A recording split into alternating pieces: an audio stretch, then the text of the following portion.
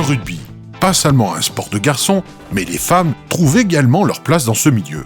Le club de Guilherand-Granges compte depuis l'année dernière un nouveau club avec des féminines, les Valkyries.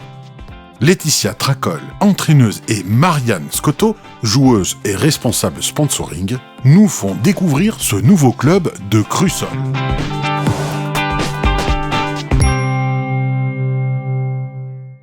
Bonsoir Marianne. Bonsoir Roger. Bien écoute, dis-nous un petit peu la spécificité alors de ce club des Valkyries. Ça vient d'où ce nom?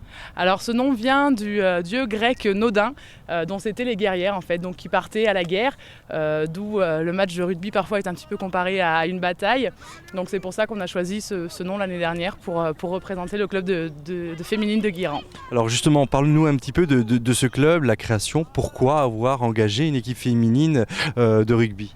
Alors donc l'année dernière, il y avait donc depuis des années un club masculin à Guilherand-Granges de rugby et c'est monté donc une équipe féminine, peut-être un petit peu par rapport à l'engouement qu'il y a pu y avoir avec le rugby féminin lors des matchs qui ont été retransmis, notamment donc les féminines où on s'est rendu compte que finalement les filles pouvaient jouer au rugby et donc nos présidents qui sont malheureusement absents aujourd'hui ont décidé de monter ce club.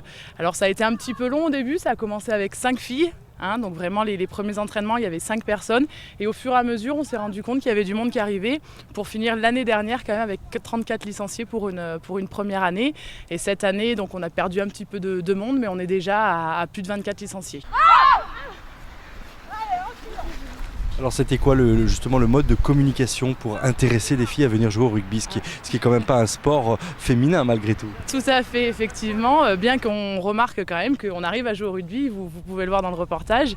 Comment la communication, ça a été surtout du bouche à oreille l'année dernière.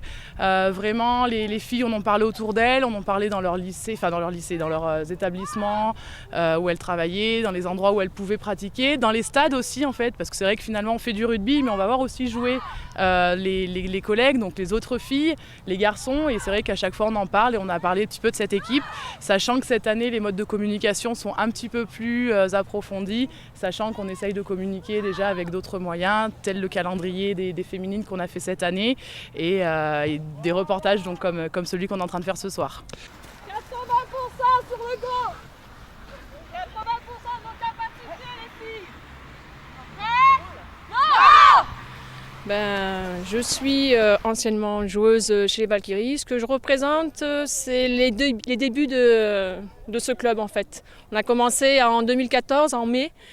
On a commencé à 5. Je suis ancienne joueuse, je jouais dans le club de Cruas avant. Et on m'a demandé de venir ici, plus près de chez moi, puisque j'habite à Hérom. Donc voilà, au lieu de 60 km, j'en fais plus que 20. On a commencé à 5, on y a cru dès le départ en fait. C'est mai 5 filles, juillet 10 filles, pour jouer à 15 c'était un petit peu compliqué.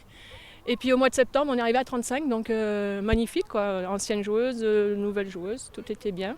On a fait une année sans effectif incomplet, sans forfait. On a perdu beaucoup de matchs mais c'était pas l'important, c'était l'important de pérenniser le club et l'équipe. Donc cette année on recommence pareil, on est 26 joueuses. J'ai changé, je suis plus joueuse, j'entraîne. De temps en temps, j'aide un petit peu les filles parce qu'il y a besoin quand même des vieilles, un petit peu de temps en temps pour remettre dans le chemin la jeunesse quoi. Et je prends beaucoup de plaisir.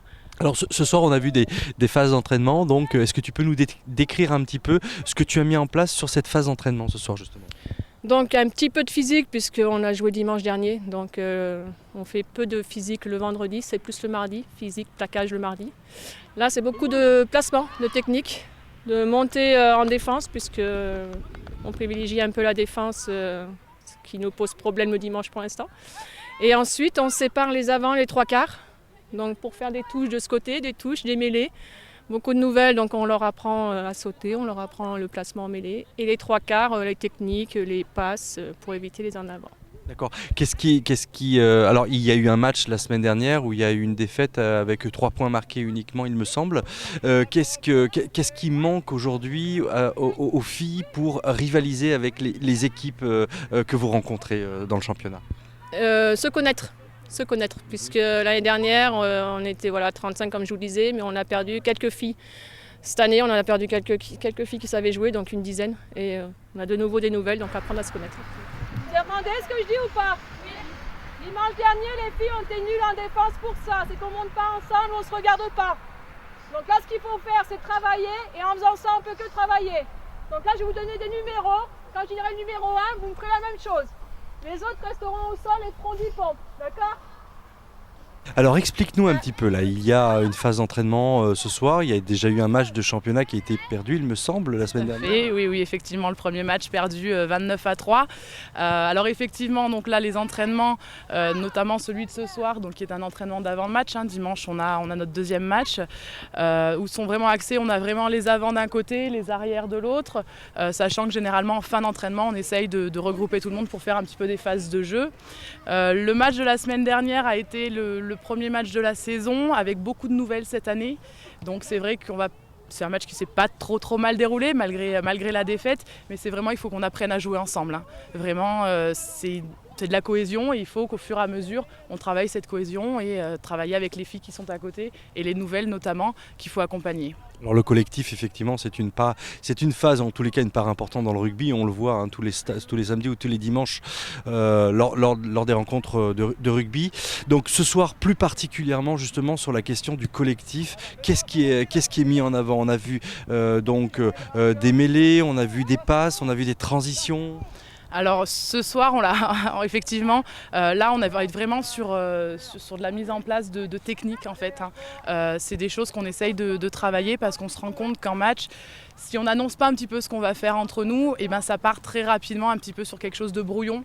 Donc on essaye vraiment de travailler les combinaisons, les avants, là on a un paquet avant qui est complètement modifié ce soir, qui sera complètement modifié dimanche. Donc là je pense qu'elles essayent déjà d'avoir les bonnes positions, sachant que dimanche dernier on s'est rendu compte qu'on avait eu un gros pack et au niveau de la poussée c'était un petit peu compliqué. Donc voilà, là je pense que pour les avants elles sont en train de se mettre en place, vraiment à prendre le positionnement, et nous pour les arrières on va plus être sur de la combinaison pour pouvoir essayer de faire des belles choses dimanche. Donc pour certaines filles c'est la découverte que la pratique du rugby, donc c'est une forme d'apprentissage chaque match, chaque dimanche. Un petit peu, oui, tout à fait. Notamment, surtout les nouvelles, vraiment ce qui ressort, c'est le positionnement. Je ne sais pas où je suis en match, je ne sais pas comment me positionner. Alors c'est vrai que sur un match de rugby, il y a des phases où effectivement chaque fille a sa place, mais d'autres phases de jeu où finalement on se retrouve un petit peu là où le ballon est, et il faut s'adapter. C'est la difficulté que rencontrent les nouvelles. Même moi, hein, ça fait que ma deuxième année, il y a encore des fois où j'ai des difficultés à me positionner sur le terrain, tout à fait. Qu'est-ce que tu préfères toi, Marianne, dans le cadre justement de ces phases de rugby ? J'aurais tendance à dire que c'est effectivement les phases où on est vraiment plus dans le jeu. Le positionnement c'est important, vraiment sur des engagements, sur des choses comme ça, mais c'est vraiment quand le ballon tourne et qu'on est sur des phases de mouvement. Qu'est-ce qui est le plus difficile ? Alors pour ma part, malheureusement, c'est grave de dire ça va être le plaquage. C'est une part très importante du rugby. Malheureusement, je pense qu'il y a encore pour ma part trop de plaquages ratés. D'accord, oui, des plaquages ratés, effectivement. Quelle est la différence justement entre le jeu masculin et le jeu féminin ? Est-ce qu'il y a des choses qui sont interdites dans le rugby féminin, contrairement au rugby masculin ? Alors nous, là, on va être sur les mêmes règles que le rugby masculin. On est en niveau fédéral, en fait. Hein, donc tous les niveaux fédéraux en féminin ont été regroupés. Donc par contre, la difficulté, c'est qu'on tombe contre des équipes qui vont être de niveaux vraiment différents. On pourrait comparer par exemple une équipe de Fédéral 3 chez les garçons qui tombe contre une équipe de Fédéral 1. Et là, c'est vrai que quand on se rend compte que le niveau est vraiment différent, ça peut faire mal.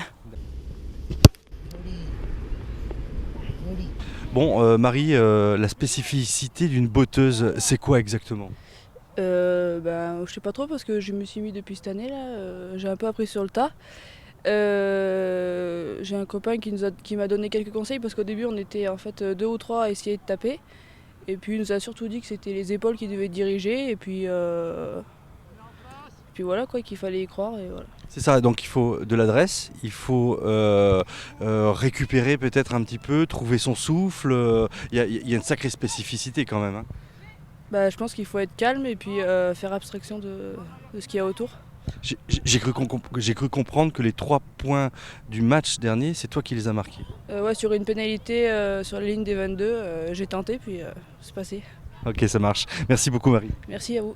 Peut-être un petit mot sur la difficulté que rencontrent les clubs féminins. C'est vrai qu'à l'heure actuelle, il y a peu de clubs féminins. On essaye de vivre et de survivre. Nous, on est dans une situation cette année, par exemple, où on a des gros déplacements. Alors, on n'est pas rattaché au club des garçons, donc c'est vrai qu'on a des frais de déplacement qui sont très très importants. Et donc, la difficulté pour les clubs, je pense qu'on n'est vraiment pas les seuls. Hein, ça, on le voit sur les sites, sur les différents sites où les clubs de rugby féminin échangent.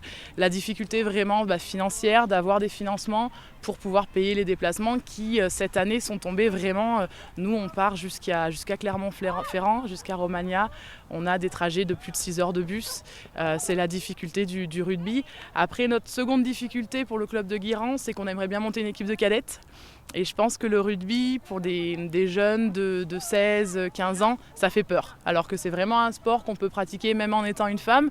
Je pense que, comme vous avez pu le voir, il n'y en a aucune de nous qui sont trop amochées. Enfin, en tout cas, pour le moment, ça peut arriver. Mais c'est vraiment un sport, finalement, qui est accessible pour les filles. Comment le comité départemental, en tous les cas le comité régional de rugby, intervient dans ce dispositif ? Alors nous, c'est vrai qu'il est plutôt intervenu dans le cadre des subventions au niveau de la création du club. C'est vrai qu'on a créé le club à part pour pouvoir bénéficier en fait des subventions dont on avait droit et besoin, chose qu'on n'aurait pas pu avoir si on avait été intégré directement au club des garçons. Sinon, intervention, il n'y en a pas tant que ça finalement. Enfin, c'est vrai que moi j'ai été assez peu en relation avec eux, pour être honnête. Ça y est, elle a commencé. Samedi. Ça va être dur. Il y a une initiative donc, concernant effectivement ce calendrier.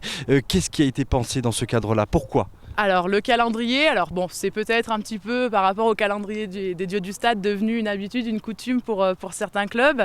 Alors c'est vrai que pour nous, c'était un petit clin d'œil et puis c'était surtout aussi une façon de faire la promotion du club, hein, comme je le disais tout à l'heure, et puis de ramener un petit peu d'argent avec les sponsors, il faut être honnête. Donc on est parti sur un calendrier cette année du même type que le calendrier des pompiers ou que les calendriers qu'on peut voir dans les différents clubs de rugby, avec un thème particulier. On est dans une très belle région où on a quand même pas mal de vignes autour de nous, donc j'en dévoilerai pas beaucoup, mais simplement on est parti quand même sur un calendrier sur le thème du vin, où on a mis des situations de rugby au milieu des vignes, dans une cave. Voilà, c'est des photos qui sont assez sympas, que vous pourrez découvrir, je pense, à partir du mois de novembre. Donc le calendrier sera en vente à partir du mois de novembre, maximum mi-novembre. Et combien la tarification, c'est quoi ? Alors il sera à 5 €, on est parti sur un petit tarif. Après, si les gens veulent donner un peu plus, il n'y a pas de souci, on est preneuse. Ça n'a pas été trop difficile de se mettre nu pour justement y poser pour... Complètement nu, hein. C'est vrai non, malheureusement, non, on n'est pas complètement nu. Alors c'est vrai qu'il y a des filles de tout âge, il y a des filles de toute morphologie, il y a je dirais des filles qui sont timides, d'autres qui le sont moins. Donc on est parti sur une tenue qui est plutôt sexy, donc on est en sous-vêtements, mais on n'est pas nu. Et c'est vrai que après, non, mais c'est vrai que pour des situations rugbystiques, pour faire des mêlées, pour faire des choses comme ça, je pense qu'on est quand même beaucoup plus à l'aise en sous-vêtements que complètement nu. Oui, ça peut se comprendre, oui, tout à fait. Ok, oui, donc une vente au tarif de 5 €, donc disponible à partir de novembre, hein, c'est ça ? Je pense à partir maximum mi-novembre, il sera disponible, oui. Et combien de temps cette disponibilité du calendrier ? Toute l'année ? Alors, toute l'année, jusqu'à ce qu'on en ait plus en tout cas. Donc on est parti sur une première impression à 500 exemplaires. C'est vrai qu'on a très peu de notions, pas de recul, hein. Donc, mais il semblerait qu'il y ait beaucoup de succès. J'ai déjà commencé à voir avec l'imprimeur éventuellement pour négocier une seconde impression, si ça part vraiment très bien. Donc c'est de bonne augure en tous les cas, ouais. cette création qui est une initiative quand même assez intéressante en tous les cas. Deuxième sauteur derrière, ce que j'ai dit, avec Marie. Ok ? Non, reste là, On est good ? derrière, ouais. Donc, Nat, c'est toi qui décides, c'est toi qui commandes. Dimanche, ce sera toi aussi qui commandera ton jeu. Si je dis 4, si tu dis 4, tu dis de l'alcool. Whisky, chaud! En tout cas, on a essayé de faire quelque chose de beau tout en en changeant un petit peu de l'ordinaire, parce que c'est vrai qu'on aurait pu faire toutes les photos sur le stade, mais on a décidé de partir sur des thèmes. Peut-être que l'année prochaine, si on a la chance d'en refaire un, on a déjà une idée pour un second thème. Donc en espérant qu'il plaise en tout cas, mais on a bien travaillé pour. L'année prochaine, on tourne tout. Non, avec lui, mais peut-être que l'année prochaine, Mistral TV sera présent pour la réalisation du calendrier, ça pourrait être sympa. Whisky, chaud! Posez le ballon. Justement, le calendrier, on peut le retrouver où? Les internautes pourront le retrouver où exactement? Alors tout à fait, sur la page Facebook il sera annoncé, donc forcément il sera en vente au club ici par les joueuses, par les bénévoles qui sont aussi présents. J'ai pas parlé des bénévoles tout à l'heure, il faudra que j'en parle. Et sinon il sera aussi en vente donc chez notre partenaire qui nous a fait les survêtements, la boutique Au Rugby à Saint-Bonnet-de-Mur vers Lyon, qui va nous faire la promotion aussi du calendrier, qui va nous le vendre dans sa boutique. Sinon, je pense qu'il y a de grandes chances que lorsqu'on soit en déplacement sur des matchs à droite à gauche, on ait quelques calendriers dans le coffre pour les amateurs. D'accord. Des calendriers électroniques aussi? Alors c'est pas prévu, mais pourquoi pas peut-être le mettre en format électronique, mais après la sortie officielle papier. Parfait. Des projets, Marianne, pour le club cette année, d'autres qui sont différents que le calendrier justement, oui. Oui, alors effectivement, on a différents projets. On avait pensé éventuellement à une cuvée des joueuses, pourquoi pas. On est sur le même thème, le calendrier, le vin, une cuvée, des actions mises en place avec nos partenaires, avec différents événements que l'on peut faire. C'est vrai qu'on a de la chance d'avoir une mairie aussi qui est assez présente et qui nous soutient pas mal, qui nous a permis l'année dernière de faire la fête du 14 juillet organisée par Guiran-Grange. Donc on a tenu la buvette, différents événements de ce type-là. Et notamment peut-être quand il fera un petit peu meilleur, ce qu'on appelle des jeux intervillages, mais fait avec le club de rugby, certainement peut-être en partenariat avec les garçons. Il faut voir, voilà, il y a différentes idées qui viennent doucement et qu'on essaye de mettre en place. Ce qui me semble important, c'est que les filles, on n'est jamais à l'honneur. Donc je suis contente que vous soyez là ce soir déjà. Je vous remercie de nous mettre un peu à l'honneur. Le rugby féminin Drôme-Ardéchois prend de l'ampleur aussi, puisqu'il y a beaucoup d'équipes qui se montent. On a beaucoup de problèmes d'argent, en fait, on va dire. Voilà. Il faut toujours qu'on se batte pour gagner de l'argent, pour payer nos cars, pour payer nos affaires, pour payer nos ballons, etc., etc. Donc par rapport aux garçons, c'est vrai qu'on est encore, comme d'habitude, un petit peu laissés pour compte. Donc on se bat pour ça. Le message est passé en tous les cas, Laetitia. Voilà, merci. Merci à toi.